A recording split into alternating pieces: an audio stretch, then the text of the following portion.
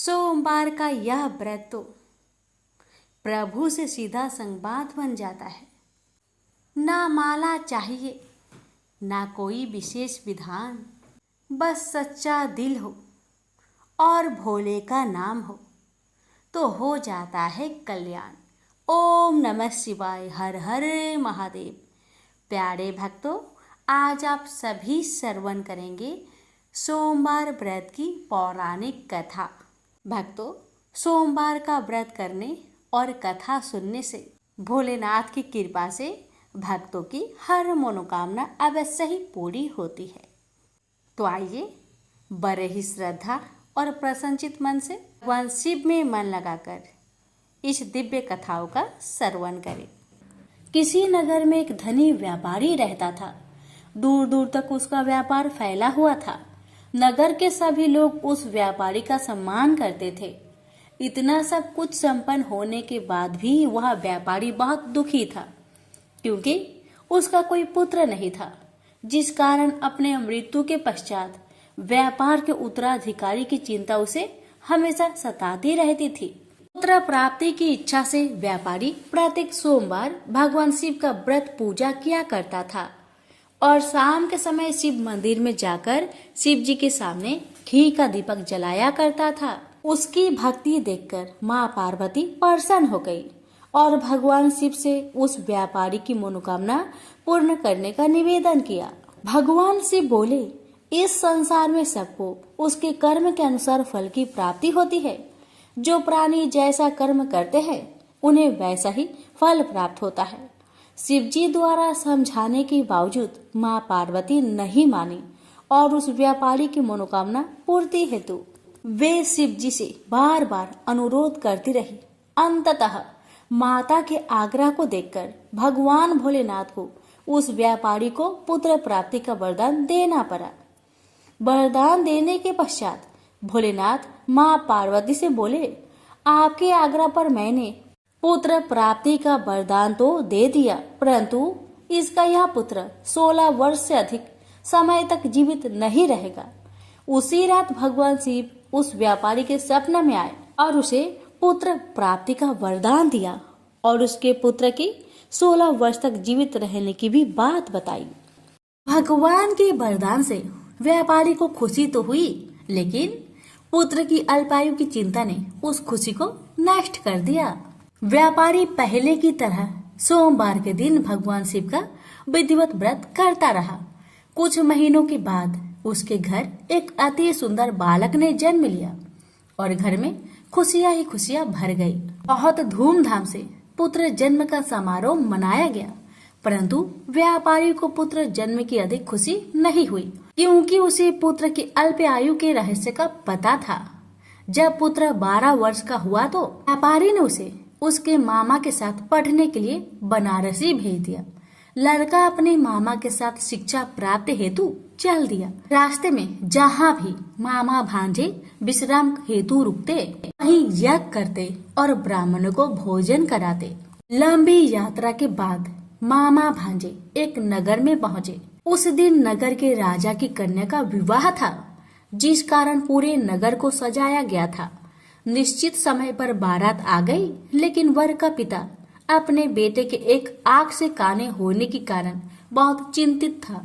उसे भय था कि इस बात का पता चलने पर कहीं राजा विवाह से इनकार न कर दे, इससे उसकी बदनामी भी होगी। जब वर के पिता ने व्यापारी के पुत्र को देखा तो उसके मस्तिष्क में एक विचार आया। उसने सोचा, क्यों ना इस लड़के को दुल्हा बनाकर राजकुमारी से विवाह करा दूं। विवाह के बाद इसको धन देकर विदा कर दूंगा और राजकुमारी को अपने नगर ले जाऊंगा। वर के पिता ने लड़के के मामा से इस संबंध में बात की। मामा ने धन मिलने की लालच में वर के पिता की बात को स्वीकार कर ली। लड़के को दूल्हे का वस्त्र पहनाकर राजकुमारी से विवाह कर दिया गया। राजा ने बहुत सारा धन देकर राजकुमारी को विदा किया। शादी के बाद लड़का जब राजकुमारी के साथ लौट रहा था तो वह सच नहीं छिपा सका और उसने राजकुमारी के ओढ़ने पर लिख दिया, राजकुमारी, तुम्हारा विवाह मेरे साथ हुआ था। मैं तो बनारसी पढ़ने के लिए जा रहा हूँ और अब तुम्हें जिस नवयुवक की पत्नी बनना पड़ेगा वह कान्हा है।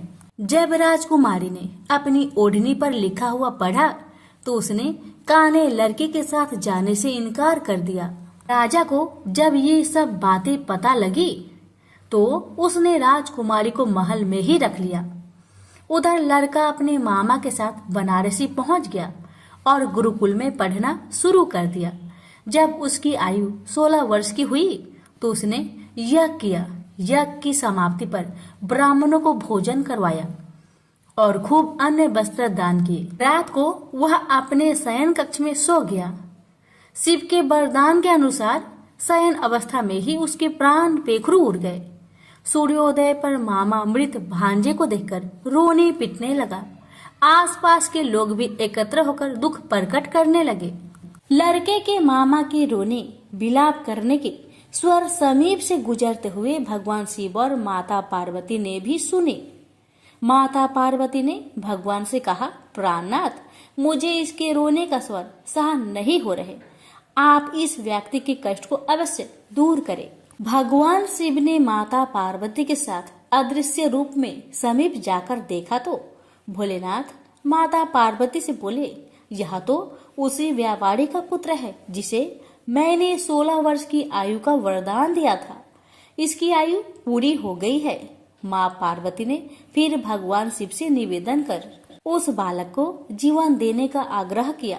माता पार्वती के आग्रह पर भगवान शिव ने उस लड़के को जीवित होने का वरदान दिया और कुछ ही पल में वह जीवित होकर उठ बैठा। शिक्षा समाप्त करके लड़का मामा के साथ अपने नगर की ओर चल दिया। दोनों चलते हुए उसी नगर में पहुंचे जहां उसका विवाह हुआ था। उस नगर में भी यज्ञ का आयोजन किया। समीप से गुजरते हुए नगर के राजा ने यज्ञ का आयोजन देखा और उसने तुरंत ही लड़के और उसके मामा को पहचान लिया। यज्ञ के समाप्त होने पर राजा मामा और लड़के को महल में ले गया और कुछ दिन उन्हें महल में रखकर बहुत सा धन वस्त्र आदि देकर राजकुमारी के साथ विदा कर दिया। इधर भूखे प्यासे रहकर व्यापारी और उसकी पत्नी बेटे की प्रतीक्षा कर रहे थे। उन्होंने प्रतिज्ञा कर रखी थी कि यदि उन्हें अपने बेटे की मृत्यु का समाचार मिला तो दोनों अपने प्राण त्याग देंगे। परंतु जैसे ही उसने बेटे के जीवित वापस लौटने का समाचार सुना तो वह बहुत प्रसन्न हुआ। वह अपनी पत्नी और मित्रों के साथ नगर के द्वार पर पहुंचा। अपने बेटे के विवाह का समाचार सुनकर पुत्र वधू राजकुमारी को देखकर उसकी खुशी का ठिकाना न रहा। उसी रात भगवान शिव ने व्यापारी को सपने में आकर कहा, हे श्रेष्ठी, मैंने तेरे सोमवार व्रत करने और व्रत कथा सुनने से प्रसन्न होकर तेरे पुत्र को लंबी आयु प्रदान की है। पुत्र की लंबी आयु जानकर व्यापारी बहुत प्रसन्न हुआ। शिव भक्त होने तथा सोमवार का व्रत करने से व्यापारी की सभी मनोकामनाएं पूर्ण हुई। इसी प्रकार जो भक्त सोमवार का विधिवत व्रत करते हैं और व्रत कथा सुनते हैं उनकी सभी इच्छाएं पूरी होती है। हमसे बोलिए उमापति शंकर भगवान की जय। यह कथा उस समय की है जब भगवान शिव को वर के रूप में प्राप्ति के लिए देवी पार्वती जंगल में घोर तपस्या में लीन थी। उनकी ऐसी तपस्या देखकर समस्त देवगण शिव जी से प्रार्थना कर रहे थे कि हे देवाधिदेव, पार्वती की मनोकामना को पूरा करे। भगवान शिव ने सप्त ऋषियों को पार्वती की परीक्षा लेने के लिए भेजा। सप्त ऋषियों ने शिव जी की अनेक अवगुण का जिक्र किया, फिर भी पार्वती को शिव के अलावा किसी और से विवाह मंजूर नहीं था। विवाह से पहले जगत पिता शिव अपने होने वाली पत्नी पार्वती में इस जगत के सभी प्राणियों के प्रति उनकी दया भाव को लेकर आश्वस्त होना चाहते थे। इसलिए शिव जी ने स्वयं भी पार्वती की परीक्षा ली। भगवान भोलेनाथ पार्वती की तपस्या से खुश होकर एक दिन प्रकट हुए और वरदान देकर पुनः अंतर्ध्यान हो गए। उसके कुछ ही देर बाद वही पास के एक तालाब में विशाल मगरमच्छ ने एक बालक को पकड़ लिया। बालक अपनी प्राण की रक्षा के लिए चिल्लाने लगा। पार्वती से उस बालक की चीख सुनी नहीं गई। द्रवित हृदय से करुणामयी माता पार्वती उस तालाब की ओर भागी। वहां पहुंचकर देखती है कि एक विशाल मगरमच्छ ने एक नन्हे बालक को तालाब के अंदर खींच कर ले जाने की चेष्टा कर रहा है। बालक देवी पार्वती को देखकर रोने लगा और बोला, हे माता, मुझे इस दुष्ट मगरमच्छ से बचा लो। इस संसार में मेरा न पिता है, न माता है और ना ही कोई मित्र। आप ही मेरी प्राण की रक्षा कर सकते हैं।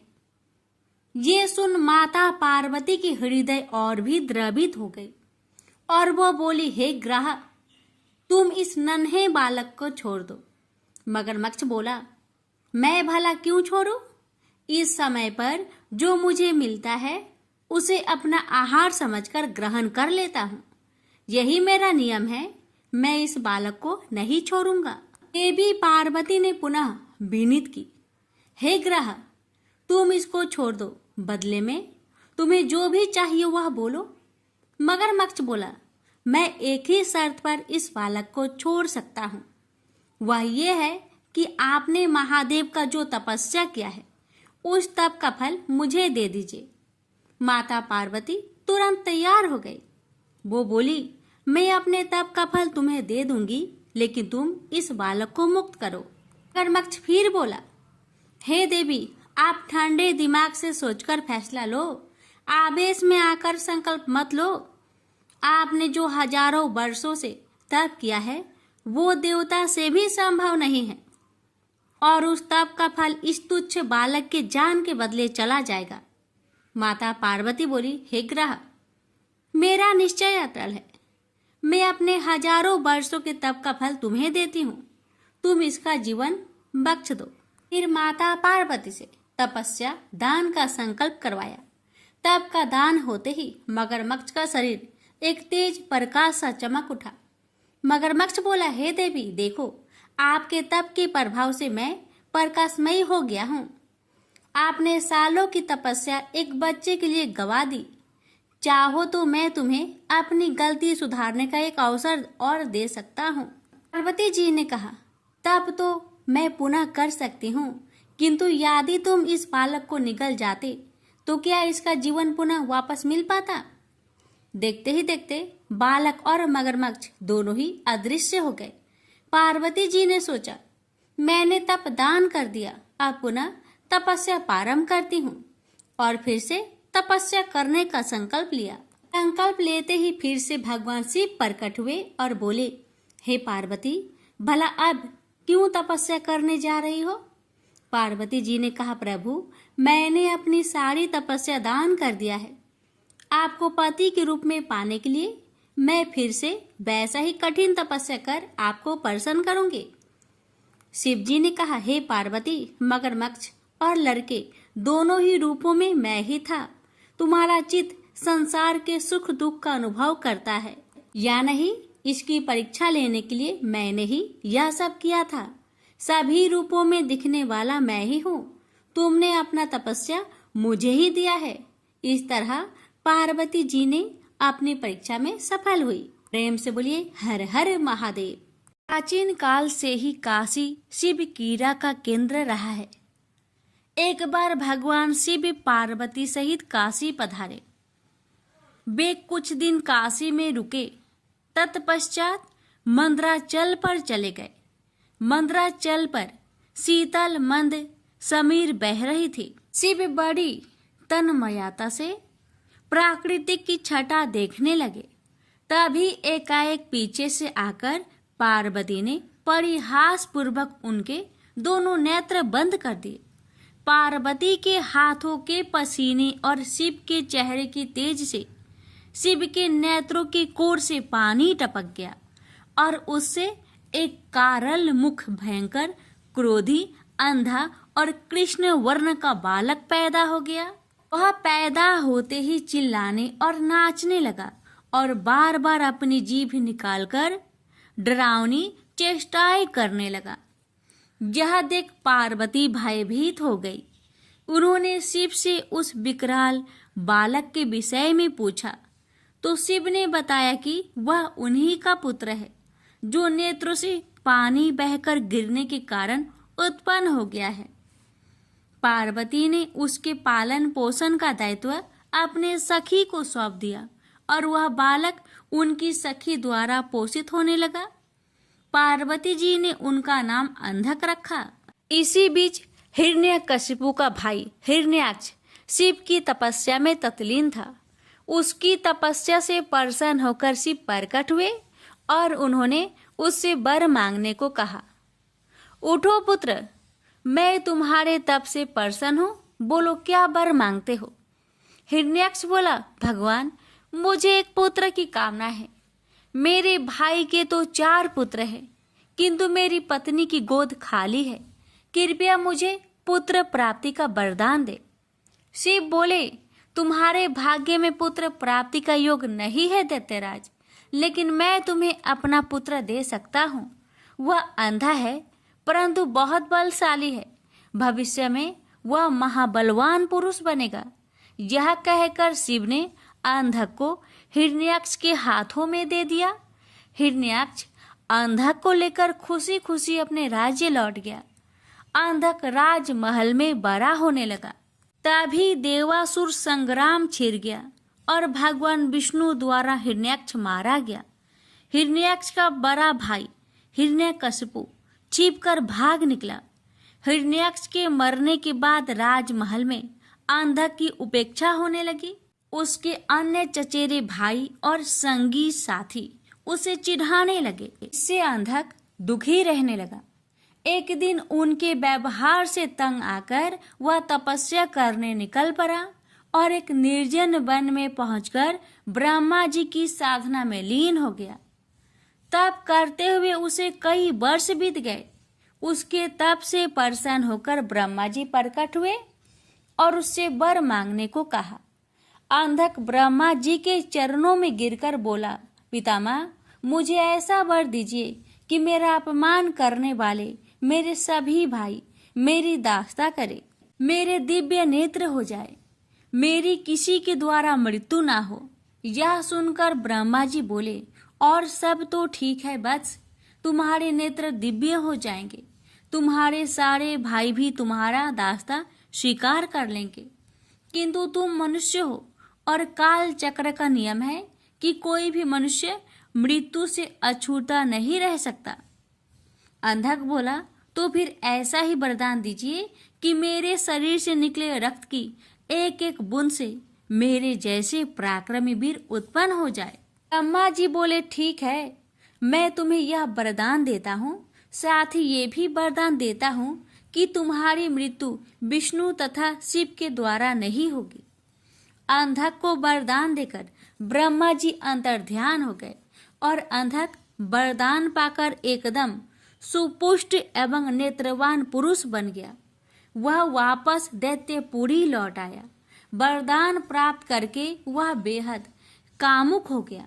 उसके अत्याचारों से नाग, यक्ष तथा देव गंधर्व सभी दुखी रहने लगे।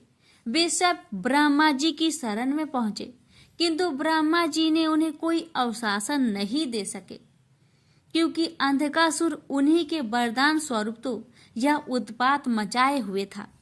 आखिर निराश होकर सब लोग शिव के पास पहुंचे और उन्हें अंधकासुर के अत्याचारों के बारे में अवगत कराया। शिव ने उन्हें आश्वस्त किया। आश्वस्त होकर वे अपने स्थानों को लौट गए। शिव पार्वती मंद्राचल पर्वत पर ठहरे हुए थे। तभी एक बार अंधक अपनी सेना के साथ मंद्राचल पर्वत पर पहुंचा। पर्वत की सुरमया देखकर वह विभोर हो उठा। उसने सोचा, कितना सुंदर स्थान है, क्यों न यहाँ अपने लिए एक अस्थायी नगर का निर्माण करा दिया जाए। यह सोच उसने अपने एक सेवक को आदेश दिया, तुम कोई उचित स्थान तलाश करो जहाँ हमारे लिए एक शानदार महल बन सके। आज्ञा पाकर सेवक उचित स्थान की खोज में निकल पड़ा। कुछ दूर जाने पर उसे एक जटाधारी पुरुष तप करता दिखाई दिया। उसके समीप ही एक सुंदर स्त्री बैठी हुई थी। उसने सोचा, वाह क्या सुंदरी है, लेकिन यह इस तपस्वी के पास क्या कर रही है। इसे तो राजमहल की शोभा होनी चाहिए। चलकर महाराज को सूचित करूं। यह सोचकर वह वापस लौट आया और अंधक को सारा वृत्तांत कह सुनाया। सुनकर अंधक बोला, फिर से जाओ और उस सुंदरी को उठाकर मेरे पास ले आओ और उसके साथ के तपस्वी पुरुष को कह देना कि मैं दैत्यराज अंधक का दूत हूँ और उनके लिए इस सुंदरी को ले जाना चाहता हूँ। दूत पुनः उसी स्थान पर जा पहुंचा। तब तक शिव भजन पूजा से निवृत्त हो चुके थे। उसने अपने स्वामी अंधक का आदेश उन्हें कह सुनाया। सुनकर शिव ने उनसे कहा, जाओ अपने महाराज से कह देना कि किसी की पत्नी पर कुदृष्टि डालना बहुत ही अनुचित कार्य होता है। यह सुनकर दूत वापस लौट आया। उसने अंधक को शिव द्वारा दिया गया उत्तर सुना दिया। सुनकर अंधक गुस्से से आग बबूला हो उठा। वह अपनी सेना की एक टुकड़ी लेकर शिव पर टूट पड़ा, लेकिन शिव के गण वीरभद्र ने उन्हें मारकर भगा दिया। अंधक के सेनापति नील ने मायावी हाथी का भेष धारण किया और वह शिव गणों की ओर लपका। यह देख वीरभद्र ने तुरंत सिंह का भेष धारण कर लिया और नील का वध कर डाला। दूसरी ओर नंदी अंधक से युद्ध कर रहा था। उसने इतने प्रबल वेग से आक्रमण किया कि अंधक को जान बचाने के अलावा और कुछ न सूझ सका और वह अपनी सेना सहित भाग गया। अंधक के पराजित होकर भागने के पश्चात शिव पशुपत नामक व्रत करने लगे। पार्वती को उन्होंने मंद्राचल स्थित देवी मंदिर में भेज दिया और शिव के गण देवी के मंदिर पर पहरा देने लगे। अंधक अपनी पराजय को न भूल सका। उसने पुनः सेना एकत्र की और हमला कर घनघोर युद्ध छिड़ गया। अंधक ने नंदीश्वर को मूर्छित कर दिया। देवर्षि नारद द्वारा यह समाचार विष्णु तक पहुंचाया गया। इंद्र आदि को भी यह संदेश भेजा गया। देखते ही देखते देवों की एक विशाल सेना मंद्राचल पर आ जुटी। देव और दैत्यों में भयानक युद्ध छिड़ गया, लेकिन दैत्यों की प्रबल मार के आगे देवताओं की हार होने लगी। उनके पैर उखड़ने लगे। अंधक ने एक बार फिर शिव के पास संदेश भिजवाया कि उस स्त्री को मुझे सौंप दो और अपनी जान बचा लो, अन्यथा शीघ्र ही अन्य देवों के साथ साथ तुम्हें भी यमलोक पहुंचना पड़ेगा। यह संदेश सुनकर शिव के नेत्र जल उठे। उन्होंने हुक्कार भरते हुए अपना त्रिशूल उठा लिया। तभी घबराया हुआ नंदी वहां पहुंचा और शिव से बोला, प्रभु, दैत्य सेना बहुत ही प्रबल है। हमारे समस्त गण मारे गए। देवता मैदान छोड़कर भाग निकले। मैं किसी तरह जान बचाकर आया हूँ। शिव बोले, धैर्य रखो नंदीश्वर, उस दैत्य का अंत समय आ पहुंचा है। मैं स्वयं युद्ध भूमि में चलता हूँ। यह कहकर शिव युद्ध भूमि में पहुंचे और अंधक से भिड़ गए। भयानक युद्ध छिड़ गया। भगवान शिव लगातार अंधक के बाणों से अपना बचाव करते हुए त्रिशूल से प्रहार करते रहे, किंतु उनका हर प्रयत्न विफल हो रहा था। ऐसे ही अंधक का कोई अंग घायल होता, उससे रक्त निकलता और उस रक्त से उस जैसे ही अनेक दैत्य पैदा हो जाते थे। उधर शुक्राचार्य अपनी संजीवनी विद्या के बल पर मरे हुए दैत्यों को पुनः जीवित कर देते थे। स्वरूप शिव के चारों ओर दैत्यों की एक विशाल सेना खड़ी हो गई। शिव ने अपने गणों को आदेश दिया कि शुक्राचार्य को बांधकर यहाँ ले आए, ताकि वे दैत्यों को पुनः जीवित ना कर सके।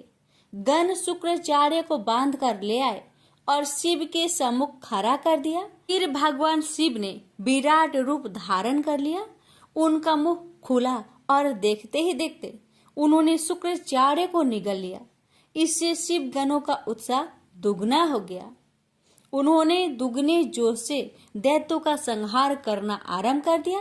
दैत्य सेना में भगदड़ मच गई और शीघ्र ही सारी सेना मैदान छोड़कर भाग निकली। अकेला अंधक भगवान शिव के सम्मुख डटा रहा। शिव और अंधक में भयानक युद्ध छिड़ गया। अंधक को अपने पर भारी पड़ता देख भगवान शिव ने अपने मुख से एक महाज्वाला उत्पन्न की। वह योगेश्वरी थी। माता महाकाली ने रक्तपान करना आरंभ कर दिया। शिव त्रिशूल चलाते अंधक के शरीर से रक्त फूटता और माता काली रक्त को जमीन पर गिरने से पहले ही पान कर जाती। इससे अंधक बलहीन हो गया, उसके कदम लड़खड़ाने लगे। भगवान शिव ने उसके हृदय को निशाना बनाकर त्रिशूल चलाया और अंधक का हृदय बेध दिया। साथ ही उसे त्रिशूल को ऊपर टांग दिया। अंधक के गिरते रक्त को नीचे खड़ी काली सहित सभी योगिनियां जमीन पर गिरने से पहले ही अपने विशाल मुख में लुप्त करने लगी। फिर युद्ध शांत हो गया, लेकिन ब्रह्मा जी के वरदान स्वरूप अंधक नहीं मर सका। वह त्रिशूल पर टंगा टंगा ही शिव का जाप करता हुआ अपनी भूल का प्रायश्चित करने लगा। दयालु शिव उसके जप से प्रसन्न हुए और उसे त्रिशूल से नीचे उतारा और वर मांगने को कहा। अंधक ने शिव के चरणों में प्रणाम करके कहा, भगवान मुझे क्षमा करे, मुझसे बहुत बड़ा अपराध हो गया था। मैंने माता पार्वती पर कुदृष्टि डाली थी। अब से मैं आपकी सेवा में रहूंगा और कभी भी अपने अंदर दैत्य भाव जागृत न होने दूंगा, न ही देव विरोधी कार्य करूंगा। प्रभु, मैं चाहता हूँ कि मुझे दिव्य दृष्टि प्राप्त हो जाए। आज से मैं हर समय आपकी सेवा में दास की तरह उपस्थित रहूं। मेरे समस्त विकार धुल जाए। तथास्तु कहकर भगवान शिव अंतर्ध्यान हो गए। त्रिपुरारी रुद्र की कृपा से भूमंडल पर एक बार फिर से धर्म ध्वजा फहराने लगी। एक बार फिर वैदिक धर्म का पालन होने लगा। जगह जगह यज्ञ हवन होने लगे। वातावरण में फिर मंत्र गूंजने लगे। प्रेम से बोलिए हर हर महादेव। किसी गांव में एक निर्धन ब्राह्मण अपनी पत्नी और पुत्र के साथ रहता था। ब्राह्मण को गांव से जो भिक्षा मिलती उसी से वह अपने परिवार का भरण पोषण करता था।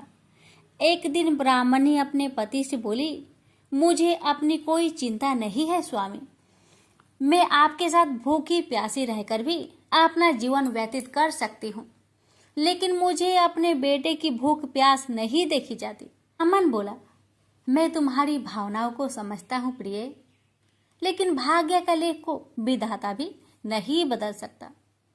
हमारे भाग्य में निर्धन रहना ही लिखा है। ब्राह्मणी बोली, भाग्य के भरोसे बैठे रहना मूर्खता के सिवा कुछ नहीं। अगर इंसान कोशिश करे तो वह कर्म करके अपने भाग्य को बदल सकता है। आप कहीं परदेश में जाए, मुझे विश्वास है कि आप वहां अच्छी आय करेंगे और हमारा भाग्य बदल जाएगा। ब्राह्मण बोला, तुम्हारी बात तर्क संगत है प्रिय, मगर मुझे भिक्षा मांगने और पंडिताई के सिवा कोई काम नहीं आता। ब्राह्मणी बोली, हमारे गांव में आपकी पंडिताई की कोई कद्र नहीं करता है। किसी दूसरे गांव या नगर में आपकी पंडिताई चल निकले तो हमारे बुरे दिन फिर जाए। अपनी पत्नी की सलाह मानकर ब्राह्मण दूसरे नगर में पहुंच गया। उसका दुर्भाग्य उस पर घात लगाए बैठा था। नगर में उसे कोई टके सेर पूछने वाला भी नहीं मिला। हालातों को देखते हुए वह सोचने लगा कि इस नगर से उसका गांव ही अच्छा है। नगरवासी तो पूरे नास्तिक है, उसे भिक्षा तक भी देने को तैयार नहीं है। यह सोचकर वह थक हार कर अपने गांव लौट आया और पहले की भांति पंडिताई करके और भिक्षा मांगकर अपना गुजारा करने लगा। एक दिन वह भिक्षा मांगकर लौट रहा था, तभी उधर से भगवान शिव माता पार्वती के साथ गुजरे। उस निर्धन ब्राह्मण की हालत देखकर माता पार्वती ने ब्राह्मण की तरफ संकेत करते हुए भगवान शिव से कहा, आप उस ब्राह्मण को देख रहे हैं स्वामी? शिव बोले, हाँ, वह बहुत निर्धन है और दुखी भी है। पार्वती बोली, आप उसके दुख का निवारण करें नाथ। एक तो ब्राह्मण, दूसरे दरिद्र, मुझसे उसका दुख देखा नहीं जाता। शिव बोले, यह मृत्यु लोक है प्रिय, जहाँ हर प्राणी किसी न किसी दुख से त्रस्त है। सब अपने अपने कर्मों का फल भोग रहे हैं। तुम किस किस का दुख दूर कराओगी? पार्वती बोली, आपको उस निर्धन ब्राह्मण को धनवान बनाना होगा स्वामी। शिव बोले, वह भाग्यहीन है पार्वती, उसके भाग्य में फटे पुराने कपड़े और रूखा सूखा भोजन ही लिखा है। मगर पार्वती अपनी जीत पर अड़ी रही। अंत में हारकर शिव को पार्वती की बात माननी पड़ी। उन्होंने उस रास्ते में, जिस रास्ते से ब्राह्मण जा रहा था, सोने की एक ईंट डाल दी। अचानक ब्राह्मण को क्या सूझा? उसने सोचा कि वह आंखें बंद करके कितनी दूर चल सकता है। यह सोचकर वह अपनी आंखें बंद करके चलने लगा और सोने की ईंट के बिल्कुल समीप से होकर आगे गुजर गया। काफी दूर आगे जाने के बाद ही उसने अपनी आंखें खोली। यह देख भगवान शिव मुस्कुराते हुए बोले, हमने तुमसे कहा था ना प्रिय कि वह ब्राह्मण भाग्यहीन है। भाग्यहीन मनुष्य कभी धन प्राप्त नहीं कर सकता। फिर भगवान शिव पार्वती के साथ कैलाश पर्वत लौट गए। लेकिन वहां पहुंचने के बाद भी पार्वती उस निर्धन ब्राह्मण के बारे में सोचने लगी। वह किसी न किसी तरह उस ब्राह्मण को देखना चाहती थी। पार्वती को उदास देखकर भगवान शिव ने पूछा, क्या बात है प्रिय, इतनी उदास क्यों हो? पार्वती ने भगवान शिव से निवेदन किया, स्वामी, उस निर्धन ब्राह्मण का परिवार 3 सदस्यों का है। उनमें आप किसी एक को धनवान बना दे। ब्राह्मण परिवार की दरिद्रता मिट जाएगी। आप उन तीनों को एक एक वर दे। मुझे उम्मीद है कि वे तीनों आपसे दौलत का वर ही मांगेंगे। इस तरह वे धनवान बन जाएंगे। शिव बोले, ठीक है प्रिय, जैसा तुम चाहोगी वैसा ही होगा। और फिर कुछ दिनों के बाद भगवान शिव पार्वती के साथ ब्राह्मण के घर पहुंचे। साक्षात भगवान शिव और पार्वती को देखकर ब्राह्मण परिवार आत्मा विभोर हो उठा। उन्होंने भगवान शिव और पार्वती के चरण स्पर्श किए। शिव बोले, मैं तुम तीनों को एक एक वर देना चाहता हूँ। तुम तीनों अपनी इच्छा अनुसार वर मांग सकते हो। ब्राह्मणी उतावला होते हुए बोली, पहले मुझे वर दीजिए प्रभु। भगवान शिव ने कहा, मांगो, क्या चाहती हो? काफी सोचने समझने के बाद ब्राह्मणी बोली, भगवान, मुझे दुनिया की सबसे अधिक खूबसूरत और जवान औरत बना दीजिए। मरते दम तक मेरी जवानी और सुंदरता कायम रहे। भगवान शिव ने मुस्कुराकर कहा, तथास्तु। अगले ही पल बूढ़ी ब्राह्मणी एक जवान और खूबसूरत युवती के रूप में बदल गई। उसी समय उनके घर के सामने से गांव के जमींदार का पुत्र गुजर रहा था, जो घोड़े पर सवार था। उसने खूबसूरत ब्राह्मणी को देखा तो उस पर मुग्ध हो उठा। वह इस खूबसूरत ब्राह्मणी से शादी करेगा। यह सोचकर उसने उसे अपने घोड़े पर बैठाया और घोड़ा अपनी हवेली के तरफ दौड़ दिया। यह देख ब्राह्मण अपनी छाती पीटते हुए विलाप करने लगा, हाय मेरी पत्नी, रो मत ब्राह्मण श्रेष्ठ, तुम भी मुझसे कोई वर मांग लो, जो मांगोगे तुम्हें मिलेगा। भगवान शिव सांत्वना देते हुए बोले, मेरी पत्नी को वापस बुला लीजिए प्रभु, मुझे इसके सिवा कुछ भी नहीं चाहिए। ब्राह्मण ने निवेदन करते हुए कहा। भगवान शिव बोले, तथास्तु।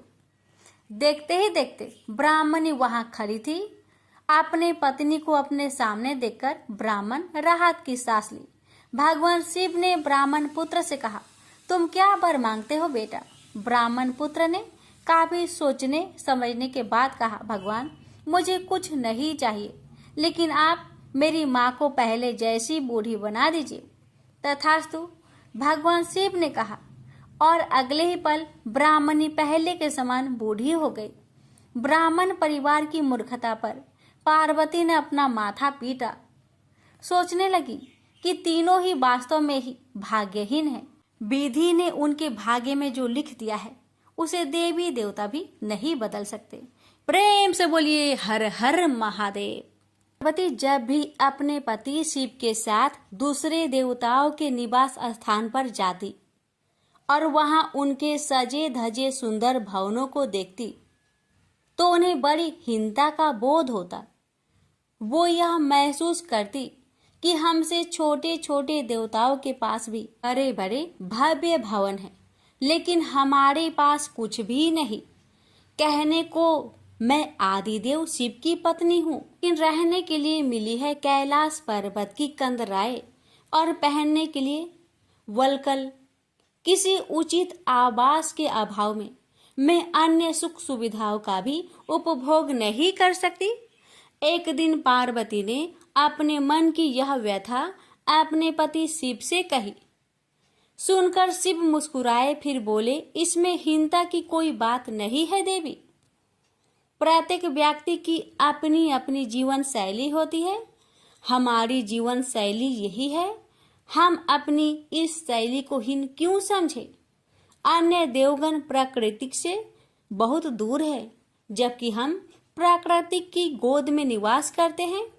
यह तो हमारे लिए गौरव की बात है, हीनता की नहीं।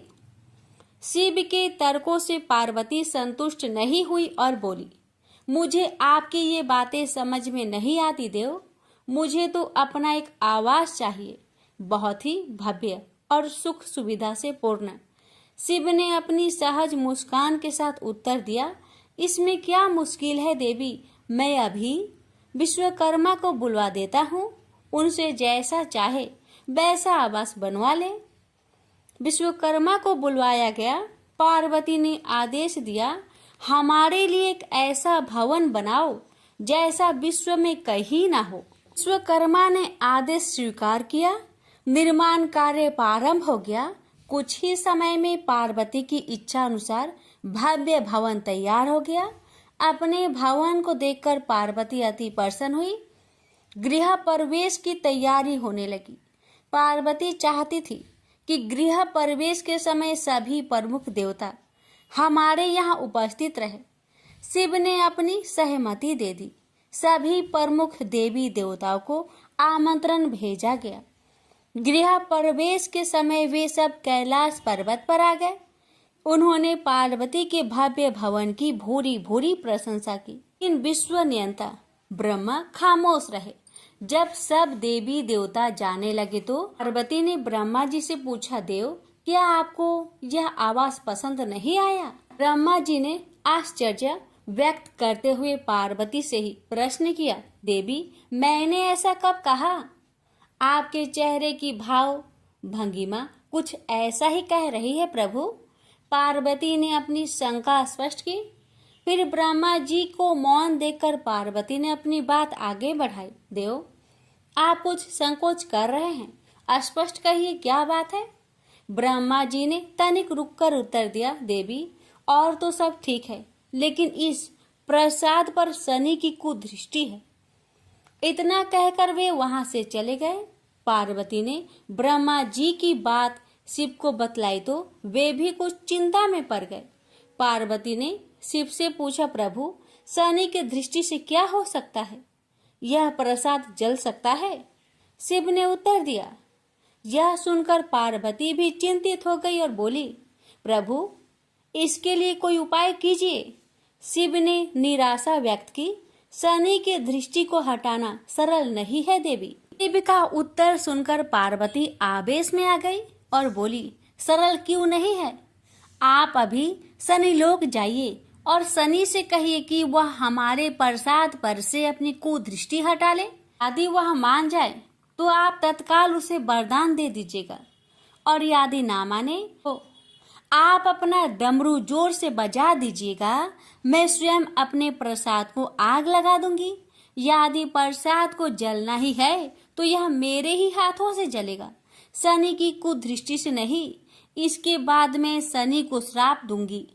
पार्वती की इच्छा अनुसार शिव शनि लोक गए। वहां शनि देव ने उनकी अभ्यर्थना की और आदर के साथ आसन पर बैठाया। आसन ग्रहण करने के बाद शिव ने अपने आने की प्रयोजन बताया। देवी पार्वती ने जो प्रसाद बनवाया है उस पर तुम्हारी कुदृष्टि है, अतः वे चाहती हैं कि तुम उधर से अपनी कुदृष्टि हटा लो। शनि देव ने करवध होकर निवेदन किया, आप निश्चिंत रहे देव, माता पार्वती के प्रसाद पर कुदृष्टि डालने का मैं दुस्साहस कर ही नहीं सकता। शनि से अवशासन पाकर शिव प्रसन्न हो गए और बोले, सनी, मैं तुमसे प्रसन्न हूँ, तुम जो चाहे वर मांग सकते हो। सनी ने विनम्र भाव से कहा, प्रभु, आपका दिया हुआ सब कुछ मेरे पास है, क्या मांगू? हाँ, एक इच्छा अवश्य है, वह है आपका तांडव नृत्य देखने की। बहुत दिन हो गए उसे देखे हुए, आपका नृत्य देखला सके तो कृपा होगी। सनी का यह अनुरोध शिव को अच्छा लगा। उन्होंने तत्काल अपना डमरू उठा लिया और लगे नृत्य करने।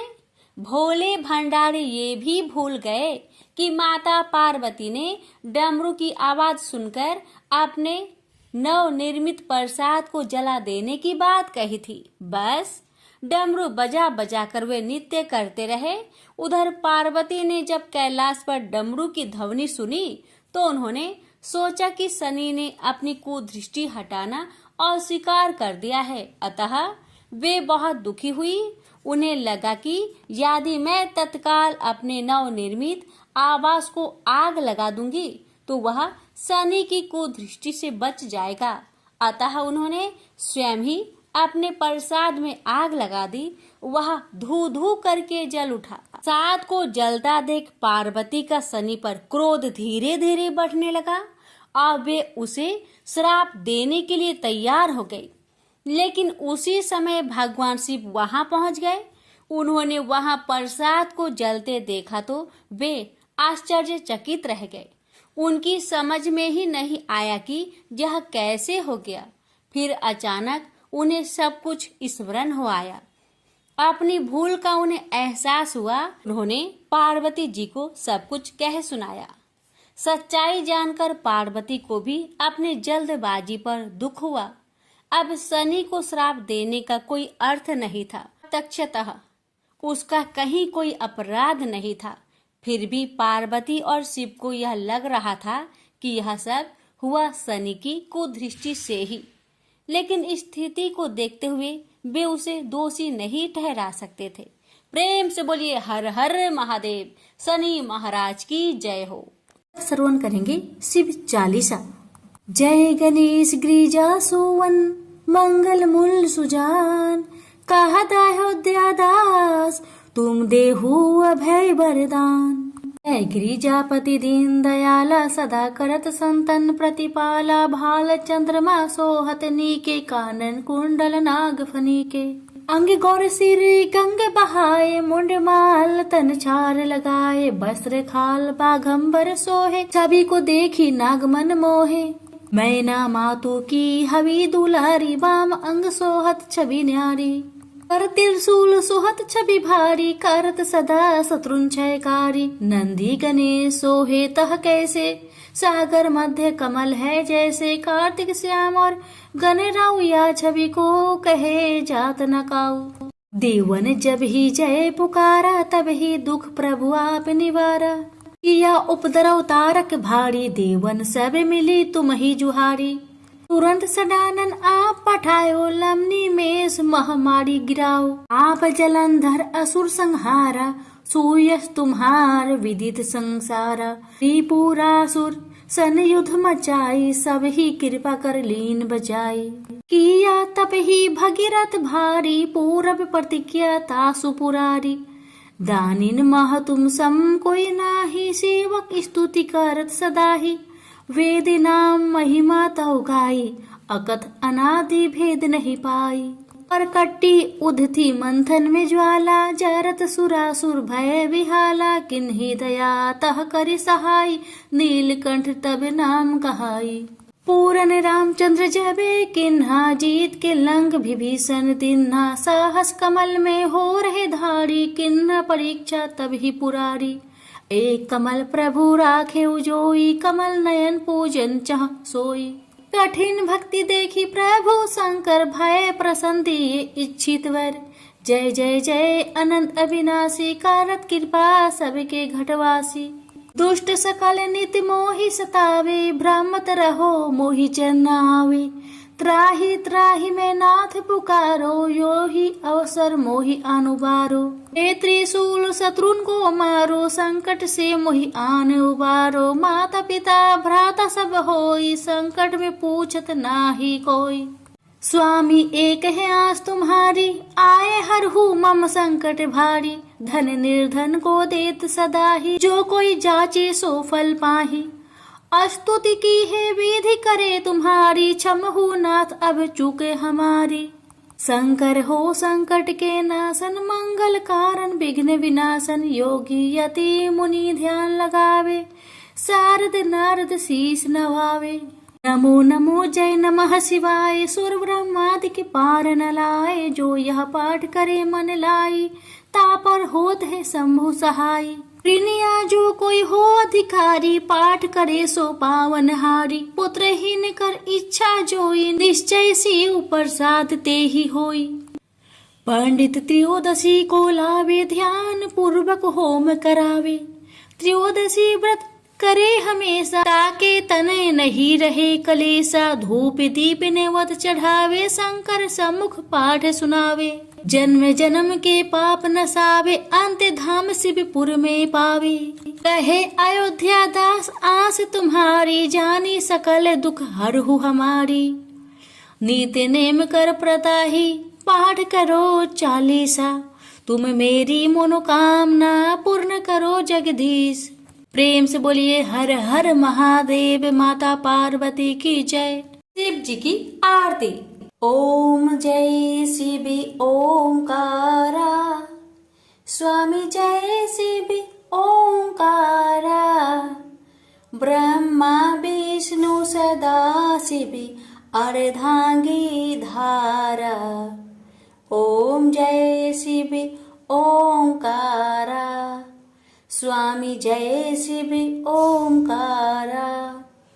एकानन चतुरानन पंचानन राजे, हंसानन गरुड़ासन वृषवाहन साजे। ओम जय शिव ओंकारा, स्वामी जय शिव ओंकारा। दो भुज चार चतुर्भुज, 10 भुज अति सोहे। त्रिगुण रूप निरखते, त्रिभुवन जन मोहे। ऐछि माला बने माला, मुंड माला धारी। त्रिपुरारी कंसारी, करे माला धारी। श्वेतांबर पीतांबर, बाघंबर अंगे। सनकादिकी गरुणादिकी, भूतादिकी संगे। कर के माध्य का मंडलु, चक्र त्रिशूली धारी। सुखकारी दुखहारी, जग पालनकारी। ब्रह्मा विष्णु सदा शिव, जानत अविवेका। मधु के टप दो मारे, सुर भयहीन करे। लक्ष्मी व सावित्री, पार्वती संगा। पार्वती अर्धांगी, शिव लहरी गंगा। पर्वत सोहे पार्वती, शंकर कैलासा। भांग धतुर का भोजन, भस्मी में वासा। जटा में गंग बहत है, गल मुंडन माला।